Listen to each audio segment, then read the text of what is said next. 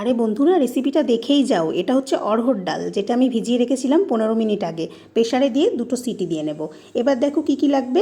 পেঁয়াজ, টমেটো আর লঙ্কা কুচি, আর পালং শাক লাগবে, যেটা ছোট ছোট করে কেটে রেখেছি। তো ডালটা আমার সিদ্ধ হয়ে গেছে।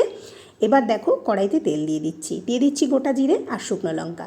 আর কিছুই নয়, এবার দেব পেঁয়াজগুলোকে সুন্দর করে ভেজে নেব। তো বন্ধুরা, এই রকম সুন্দর সুন্দর রেসিপি পেতে হলে কিন্তু মৌসুমীর সংসার ইন গুজরাট চ্যানেলটাকে সাবস্ক্রাইব করে নিতে হবে।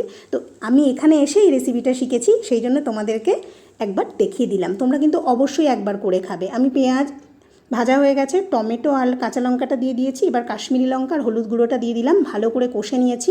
এবার আমি পালং শাকটা অ্যাড করব। পালং শাকটাকে ভালো করে কুক করে নেব এবং এর জলটা পুরো শুকিয়ে নেব। তার জন্য আমি 1 মিনিটের জন্য একটু ঢাকা দেব।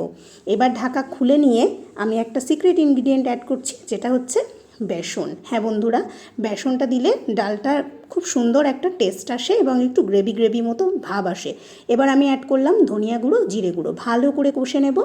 ব্যাস, একদম প্রসেস শেষ। এবার দিয়ে দিচ্ছি সেই সিদ্ধ করে রাখা ডালটা। তো তোমরা কিন্তু এটা ছোলার ডাল দিয়েও বানাতে পারো, যারা অড়হর ডাল পছন্দ করো না। এবার দিয়ে দিলাম লবণ